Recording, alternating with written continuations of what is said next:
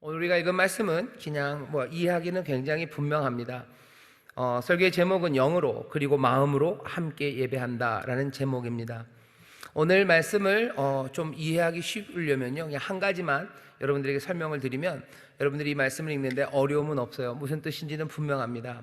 뭐냐면 14절, 15절에 있는 영 그리고 마음이라는 말들입니다. 영으로예요. 그렇죠? 영으로 기도한답니다. 15절에 그러면 어떻게 할꼬? 내가 영으로 기도하고 또 마음으로 기도하며 내가 영으로 찬미하고 또 마음으로 찬미하리라. 영으로 마음으로라는 말이 두 번씩 반복됩니다. 요 뜻만 무슨 뜻인지 아시면 돼요. 영으로 기도한다라고 했을 때요, 헬라어로는 푸누마티예요. 그러니까 데이티브라고 그래서요, 그러니까 with, 함께라는 것에 3격을 씁니다. 그래서 뭐뭐와 함께, 무엇을 가지고예요. 그러니까 기도를 하는데 영을 가지고 기도를 하는 거예요. 그리고 또 하나는 마음으로라고 번역된 말은요, 이게 노이라는 데이티브, 이것도 3격입니다. 이 노이라는 얘기는 누스예요. 누스 그러면은 인간의 정신과 관련이 있고요, 번역은 마음으로 했지만 사실은 이 마음이라는 말이 우리 국어에서는 굉장히 폭이 넓습니다. 하지만 이 누스라는 헬라어 말은 영어로는 마인드, 이 언더스탠딩, 리즌 이런 식으로 번역이 돼요. 그러니 누스라는 얘기는 이성과 관련되어 있습니다. 생각하는 힘이에요. 생각하는 힘 아니면 추론하는 거, 이성적인 활동, 그런 것들이 누스에서 진행이 된다고 생각을 합니다. 그러니 누스로 찬양하고 누스로 찬미한다는 건 이성을 가지고 해요. 추론하는 이성을 가지고, 그러니 뭔가 따박따박 이 말이 되는 것, 그런 것이 여기 말하는 마음으로라는 뜻 안에 들어 있습니다. 그래요? 우리가 알고 있는 마음은 좀 다른데요.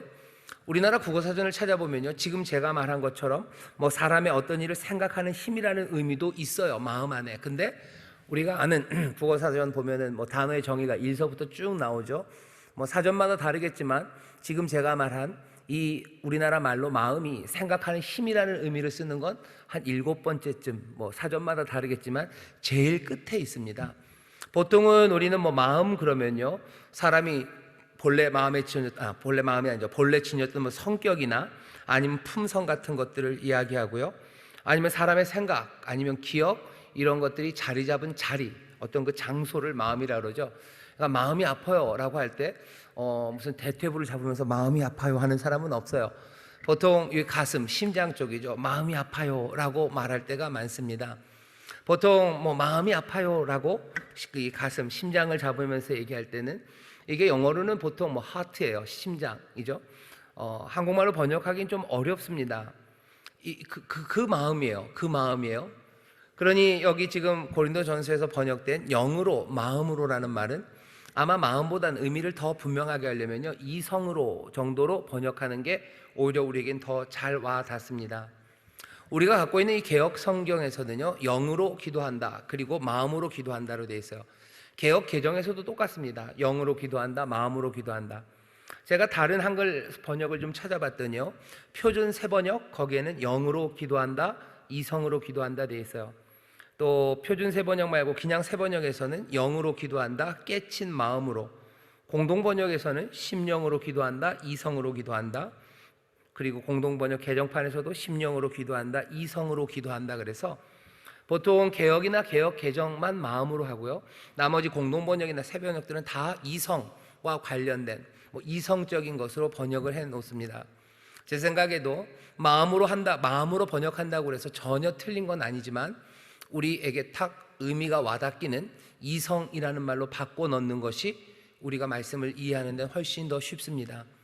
그렇게 14절 15절을 읽으면 이렇게 돼요. 내가 만일 방언으로 기도하면 나의 영이 기도하거니와 나의 이성은 열매를 맺지 못하리라. 그러면 어떻게 할꼬? 내가 영으로 기도하고 또 이성으로 기도하며 내가 영으로 찬미하고 또 이성으로 찬미하리라. 무슨 뜻인지는 알겠지만 입에 잘 붙지 않습니다. 그리고 뭔가 좀 굉장히 어색하죠. 왜냐하면 이성이라는 것이 교회 신앙 안에서 그렇게 자리 잡기를 어려워합니다. 그렇죠? 신앙이 이성적이다라는 걸 사람들이 즐겁게 받아들이지를 않아요. 아마 그래서 개역 성경, 개역 개정도 이게 무슨 뜻인지는 알지만, 분명히 누스라는 걸 알지만 그래도 그냥 마음이라고 번역을 해 놓은 것 같습니다. 그렇게 우리가 갖고 있는 어쩌면 반이성적인 생각들, 교회 안에서 이성적인 것은 어떻게 보면 배제돼야 되고 이성적으로 하면 하나님의 뜻에서 멀어진다는 생각이 있는데요, 오늘 그것부터 말씀드려야 될 것 같아요. 이성적이라는 게 우리의 신앙과 배치되는 건 아닙니다. 우리가 뭘 해야 되나요? 우리 신앙의 전통 안에서 이성이라는 것이 그렇게 환영받지 못했기 때문에 성경의 번역에도 많이 반영되지는 않아요. 하지만 말씀을 잘 읽어보면요, 말씀을 잘 읽어보면 뭔가 이성적인 판단이 신앙에서 굉장히 중요하다는 걸 알 수 있습니다. 그 중에 하나가 죄송합니다, 로마서 12장입니다. 로마서 12장은 우리가 잘 아는 대로 로마서에서 이제 도대체 하나님의 자녀가 되는 것이 얼마나 위대하고 또 어떻게 하나님의 자녀 되게 하셨는지를 설명해요. 그리고 나서 12장부터 어떻게 살아야 될지를 우리에게 알려주는데, 그 살아가는 방법들의 처음 시작이 12장 1절 2절에 이렇게 되어 있습니다. 그러므로 형제들아, 내가 하나님의 모든 자비하심으로 너희를 권하노니 너희 몸을, 일단 몸이 나옵니다. 몸을 하나님이 기뻐하시는 거룩한 산제사로 드리라. 이는 너희의 드릴 영적 예배니라.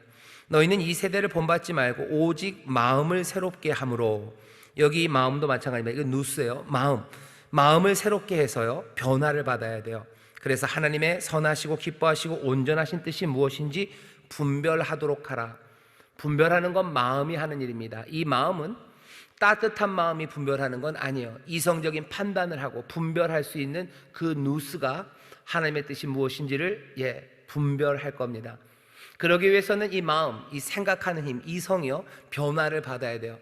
세상 방식으로 판단하는 게 아니라 변화를 받은 이성이 하나님의 뜻이 무엇인지를 알아낼 수 있어요. 그리고 그것들을 분별해야 됩니다.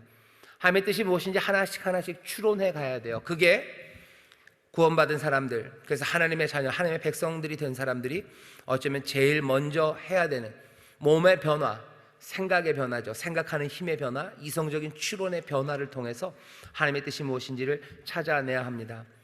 그러니 교회 안에서 이성이 설 자리가 없다는 것은 그건 오해예요. 오늘 바울이 얘기하고 싶어하는 거, 어쩌면 그 밑바탕에 깔려있는 전제는 우리가 더 중요하게 붙잡아야 하는데, 우리가 갖고 있는 모든 어쩌면 능력이라면 능력, 우리가 갖고 있는 삶의 여러 가지 양태들이요, 하나도 버릴 것 없이 몽땅 다 온전하게 하나님 앞에 나오기를 원하는 겁니다.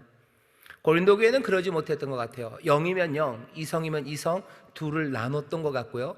그 중에서도 특별히 고린도 교회 사람들은 뭔가 영적인 것에 더 중점을 두었어요. 그래서 영적으로 하는 어쩌면 황홀경, 아니면 뭔가 딱 붙잡혀서 하게 되는, 사람의 이성으로 판단할 수 없는 방언의 귀한 은사, 그 은사를 이성적으로 설명하고 가르치고 하는 예언의 은사나 가르치는 은사, 그 선물보다 더 높은 곳에 둔 거죠. 왜냐하면 그 선물의 판단, 영적인 게 더 높다, 더 좋다라고 하는 것은 우리 삶 안에서, 한 개인 안에서 영적인 부분이 이성적인 부분보다 더 우위에 있다고 생각하기 때문이에요. 그러니 은사도 영적인 은사가 더 고상해요. 영적인 은사가 더 가치 있어요. 이성적인 것이 내 삶 안에서도 영적인 것보다는 가치가 덜하기 때문에 은사 자체도 뭔가 이성적인 것들을 해내고 판단하고 설명하고 하는 것은 영적으로 탁 성령에게 붙잡혀서 방언으로 기도하고 뭔가 신령한, 사람이 알 수 없는 뭔가 영적인 일, 그것보다 여기 이성적인 은사가 더 낮은 것으로 취급당합니다. 그게 고린도 교회의 상황입니다. 모두 다 그렇지는 않습니다. 왜? 영적인 것보다 이성적인 걸 더 중요하게 판단하는 곳이 있어요. 뿐만 아니라 사람에게 영적인 부분 그리고 이성적인 부분만 있는 것 아니고 감성적인 부분도 있죠. 어떤 데서는 감성을 또 굉장히 중요하게 여깁니다. 요즘 한국 교회도 그렇고 현대 많은 교회들이요, 이성적인 것 그리고 영적인 것보다 뭘 더 중요하게 생각해요? 감정적인 걸 어쩌면 훨씬 더 중요하게 생각합니다. 영적인 건 어차피 컨트롤이 안 돼요. 설명하기 어려워요. 사람들에게 오해받기 쉬워요. 그러니 영적인 건 어떻게 건드릴 수 없고, 이성적인 거, 그것이 신앙에 그렇게 도움이 안 된다고 판단하기 때문에 뭐가 중요해져요? 감성이 중요해져요. 나와서 예배할 때 중요한 건 뭐예요? 감동받은 거예요. 여러분들 잘 생각해 보세요. 예배가 끝나고 저도 여기를 이렇게 내려가면 뭐 요즘은 좀 아니에요. 요즘은 아닌데 전에는 여기 내려가면 이쪽에서 뭐 만나시는 분들이 있어. 지나가다 누굴 좀 만나죠. 장로님도 만날 때도 있고 뭐 권사님도 만날 때도 있어요. 그러면은 지나가시면서 하시는 말씀이 있어요. 아, 목사님 오늘 은혜 받았대요. 은혜 받았다고 말씀하실 때가 있어요. 그럼 그 은혜 받은 게 뭔가 가만히 보면요, 뭔가 영적인 게 건드려진 것 아닌 것 같고 이성적인 게 건드려진 것 아니고요, 뭔가 마음이 뭉클했다는 거죠. 마음이 뜨끈했다는 거예요. 아니면 그 말씀이 나에게 기쁨을 가져다 줬다는 거예요. 아니면 나에게 깊은 슬픔을 가져다 줬다는 거. 그것이 은혜 받았대요. 굉장히 감성적이죠. 그리고 감성적으로 풍성해지면 그것이 하나님 앞에서 은혜 받은 거고, 그것이 더 훌륭한 예배라고 생각합니다. 그러니 예배의 시간을 만들어가는 것도요, 뭔가 영적인 것 그것보다도, 아니면 이성적인 것보다도 감성적인 고향, 그 격려, 그것이 많아져요. 앞에서 설교하는 사람도 그렇고요, 설교할 때도 뭐 그런 게 있습니다. 뭐 수사학 같은 데 나오는 건데요, 뭐 지정의죠. 뭔가 좋은 연설, 좋은 설교에는 지적인 게 있어야 돼요. 로고스죠. 그 다음이 뭐 파토스입니다. 감성적인 부분이요. 그 다음에 이토스를 얘기해요. 뭔가 결단하게 하죠. 의지, 뭔가 결단하게 하는. 그래야지 좋은 설교예요. 좋은 강의는 지정의가 있어야 된대요. 하지만 요즘은 뭔가 결단하는 곳으로 나아가는 거, 그건 위험해요. 왜? 그건 네가 알아서 해야 돼요. 로고스, 뭔가 이성적으로 설명하는 거, 그건 딱딱해요. 지금 우리에게 필요한 건 파토스예요. 우리의 감정을 건드리는 거죠. 그러니 많은 설교들이 감정을 건드리는 설교를 합니다. 하나님의 은혜에 대해서 설명하지 않아요. 하나님의 은혜가 갖고 있는 그 영적인 것 안에서 뭔가 그런 영적인 설명들, 아니면 영적인 찬송, 그런 것보다는 은혜가 갖고 있는 따뜻함, 은혜가 갖고 있는 위로, 내 마음을, 하트죠, 내 마음, 이 감정을 만져주는 그런 설교들이 더 많아져요. 설교뿐만 아니라 찬양도 마찬가지입니다. 찬송도 비슷해요. 찬송이 이성적이라는 게 조금 어렵죠, 그죠? 어떻게 찬송이 이성적일까 싶지만 여기 바울은 분명히 그렇게 얘기합니다. 내가 마음으로 찬미한대요. 찬송 가운데도 굉장히 이성적인 찬송이 있습니다. 하지만 또 영적인 찬송도 있어요. 알아들을 수 없는 노래로, 알아들을 수 없는 곡조로, 내가 따라갈 수 없는 멜로디예요. 내가 알 수 없는 가사들이에요. 하지만 분명히 내가 성령 안에서 노래하고 있음을 나도 알고 사람들도 아는 그런 찬송, 그런 거 하지는 않아요. 왜? 그런 건 굉장히 위험하죠. 사람들이 쟤 뭐하냐라고 얘기하는 거예요. 그러니 그건 못하고요, 오히려 지금 훨씬 더 많은 사람들이 추구하는 것 중에 하나는 뭐 감성적인 겁니다. 마음이 따뜻한 찬양이에요. 위로가 되는 찬양이에요. 그리고 기쁨이 임하는 찬양이에요. 그러니 강조되는 건 계속해서 감정이죠. 여기 고린도 교회는 뭐가 강조가 됐어요? 영적인 게 happen to be입니다. 어쩌다 보니 고린도 교회 그 문화는 영적인 것이 더 위쪽에 가 있고요, 영적인 것이 이성적인 것보다 더 중요하다고 생각하는 사람들, 그 사람들이 예배를 어쩌면 주도하고 있었던 것 같아요. 바울이 해야 되는 일은 뭡니까? 영적인 게 나쁘다라고 말하지 않아요. 바울도 말하죠. 내가 너희들보다, 다른 모든 사람들보다 방언 더 많이 말하는 거, 그거 감사한 일이라고. 아마 바울이 고린도 교회 그 방언이 충만하고 방언하는 사람이 많고 방언하던 사람들도 그렇게 참 아름답고 멋지고 훌륭하고 뜨겁게 방언하는 고린도 교회 사람들보다 바울은 자기가 더 많이 방언한대요. 내가 너희들보다 더 많이 방언하는 거, 그게 부끄러운 것도 아니고 자랑할 것도 아니에요. 그 대신 그거 감사할 일이다라고 말합니다. 그러면서 뭐 하는 거예요? 바울이 영적인 거 잘못됐다고 얘기하지 않아요. 방언 잘못되지 않았어요. 이 균형을 맞추기 위해서 함께 예배하는 그곳에서, 함께 그곳에서 예배하기 위해서는 영으로도 찬송하고 이성으로도 찬송해야 돼요. 영으로도 기도하고 이성으로도 기도해야 합니다. 기도하는 것도 영적으로 기도할 때가 있어요. 그렇죠? 우리 혼자들 기도할 때, 우리 순복음교회 성도들한테는 제가 이거 꼭 얘기해 드리고 싶어요. 고린도전서 보면, 여기 14장을 보면 공공 예배에서 방언은 그 자리가 조금 불편하다라고 얘기하는데, 우리 순복음교회나 순복음교회에서 방언하는 것은 함께 모여서 공예배로 방언하고 기도하지만, 그때 우리는 거의 개인이 기도하는 겁니다. 개인이 기도하죠. 우리가 이따 주여 주여 하고 기도해요. 그때 개인이 기도합니다. 그때 방언으로 기도하는 거예요. 앞에서 장로님이나 아니면 집사님, 아니면 목사님들이 대표로 기도하실 때 방언으로 기도하시는 경우 거의 없습니다. 거의 없어요. 목사님이 설교하시다가 방언하는 경우 거의 없어요. 있나요? 여러분들이 제가 하는 말이 방언으로 들리시나요 혹시? 제가 졸려서 뭐가 횡설수설하면 저 양반 방언하신다 뭐 어떻게 그럴지는 모르겠지만, 함께 예배하는 곳에서 순복음교회 성도들이 방언하지는 않습니다. 바울이 딱 가르치는 대로요, 함께 모여 있지만 사실은 개인이 기도하는 시간이에요. 그 시간에 우리가 방언으로 기도하는 겁니다. 그러니 바울은 공예배에서 방언으로 기도하지 말랬는데 왜 순복음교회 사람들은 공예배에 방언으로 기도하냐 하는 것은 맥락을 잘 이해하지 못하는 거예요.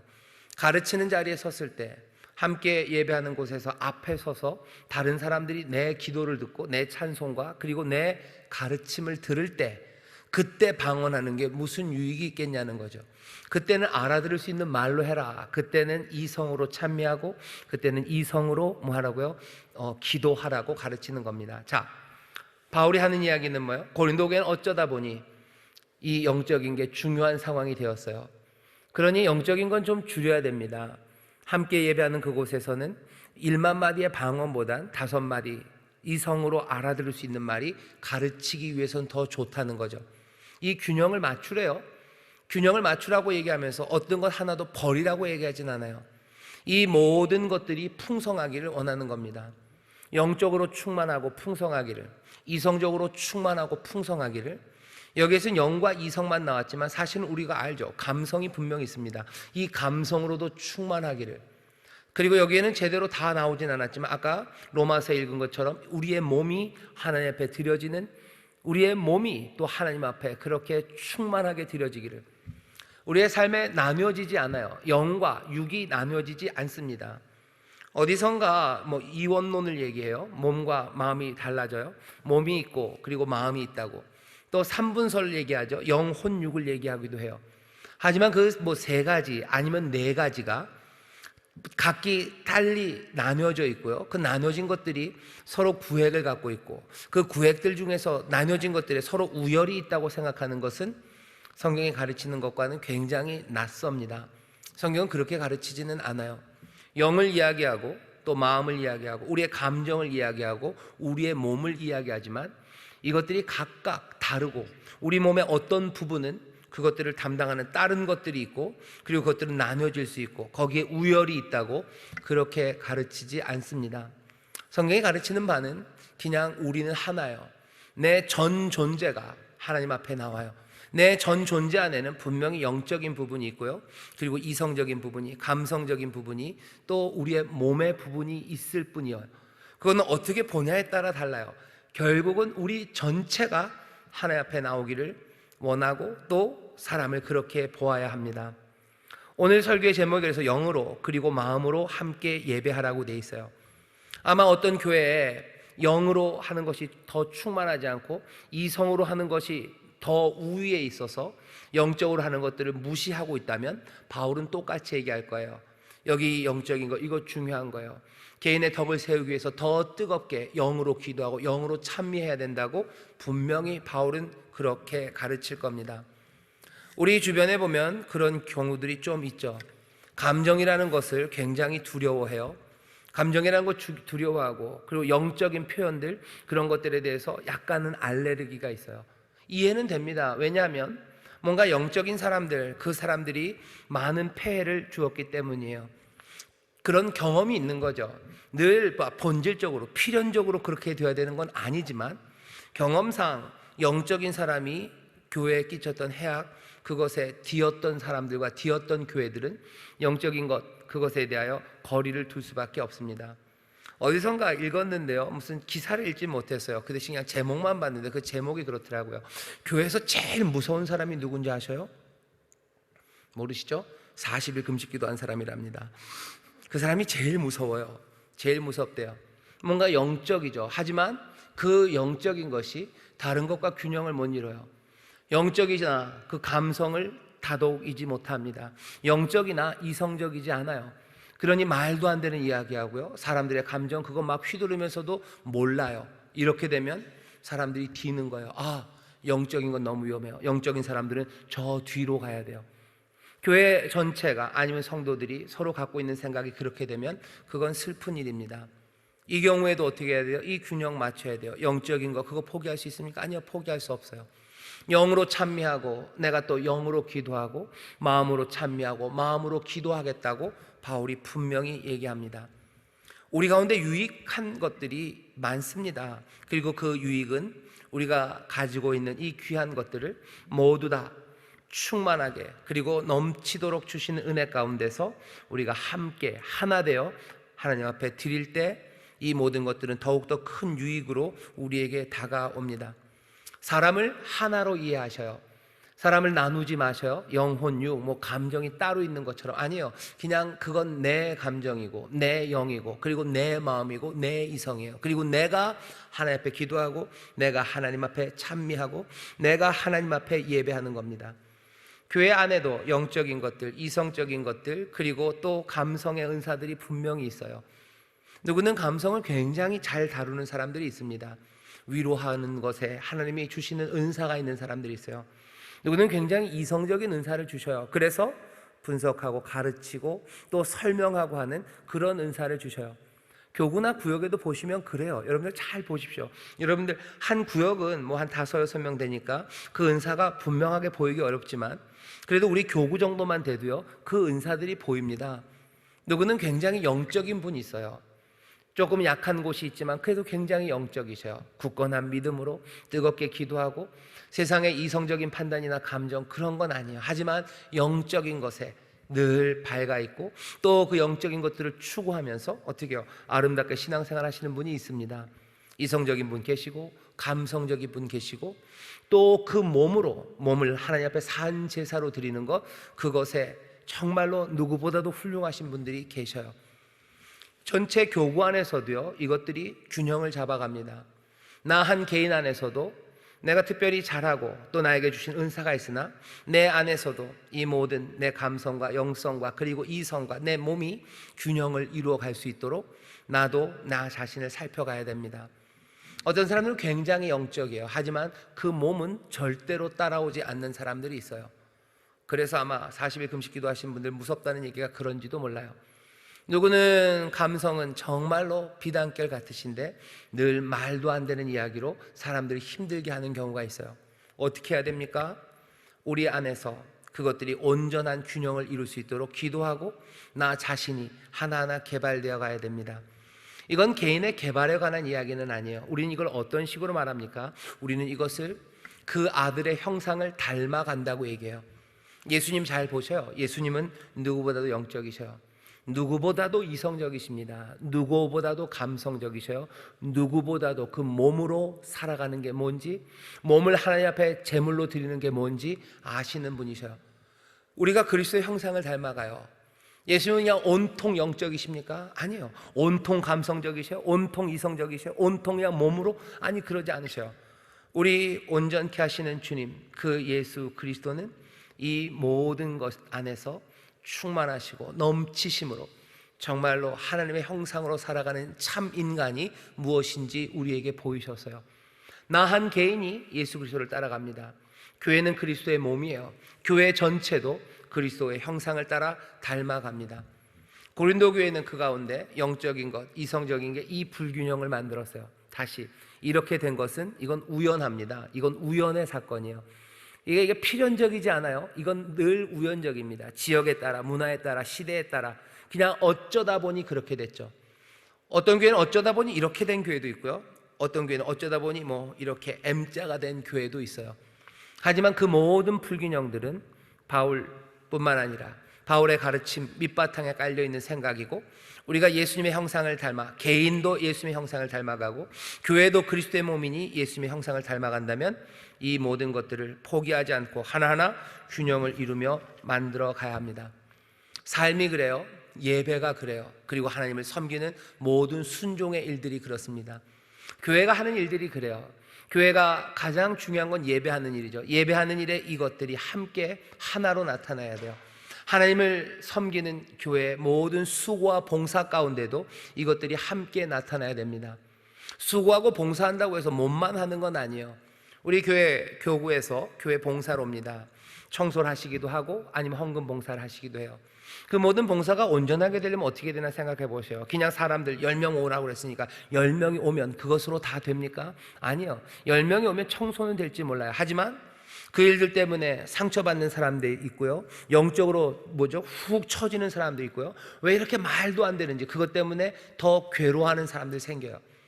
그러니 뭔가 봉사를 해도 말이 되게 해야 돼요. 이성적인 일들, 봉사하고 이성적이지만 그것만으로는 안 됩니다. 서로를 위로하고 격려하고 기쁨을 서로 북돋는 일들, 그 안에 감성도 아니고 그리고 몸도 아니고 계산도 아니에요. 하지만 성령 안에서 이루어지는 그 평안과 기쁨, 영적인 것들이 거기서 균형을 맞춰야 되겠죠. 그래야 교회가 하는 봉사 그 자체도 기쁨이 되고 하나님 안에서 온전한 그리스도 안에서 행하는 일이 됩니다. 그러니 예배는 더더군다나 말에 무엇하겠습니까? 거기에는 영적인 일이 분명히 필요합니다. 바라기는 우리 인천순복음교회 모든 예배가, 그리고 그리스도의 한 몸 되어 행하는 모든 순종의 봉사와 섬김과 사랑이 정말로 영으로, 그리고 마음으로, 그리고 몸으로, 그리고 우리의 모든 감성으로 함께 예배하고 함께 수고하고, 그래서 함께 하나님 앞에 드려지는 온전한 것이 되기를 바랍니다. 고린도 교회는 그 균형이 깨졌기 때문에 지금 바울이 그것들을 제자리로 만들어 가려고 지금 애를 쓰고 있는 겁니다. 우리가 이 소망을, 다음 주가 우리 교회 창립 37주년인데요 이 소망을 우리가 함께 가지기를 바랍니다.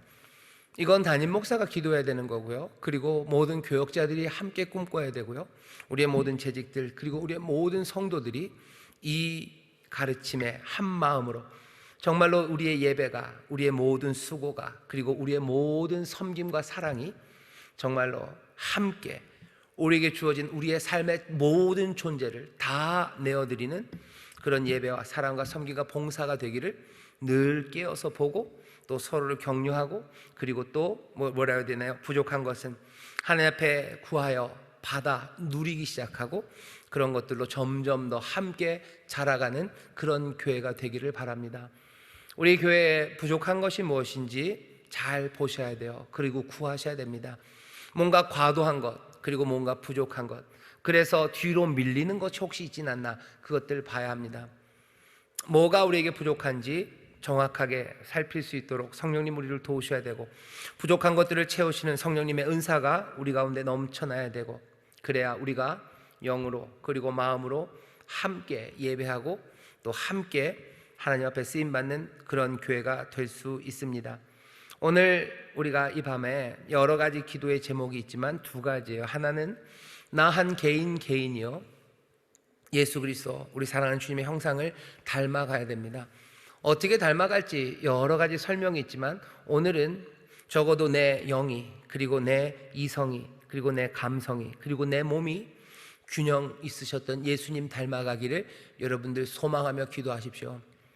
내가 영적인 게 부족한 사람이 있어요. 내가 알아요. 어떻게 압니까? 설명할 수 없고 그게 뭔지를 도대체 모르겠어요. 내가 신앙생활하면서 뭔가 판단을 잘하는 것 같고, 내가 말씀을 들으면 뭔가 이해하는 것 같고 가르칠 수도 있어요. 내가 내 마음의 감정 그리고 감성이 또 말씀을 들을 때마다 따뜻하고 또 위로도 받아요. 내가 수고하고 애써서 주님 앞에 나가서 헌신도 합니다.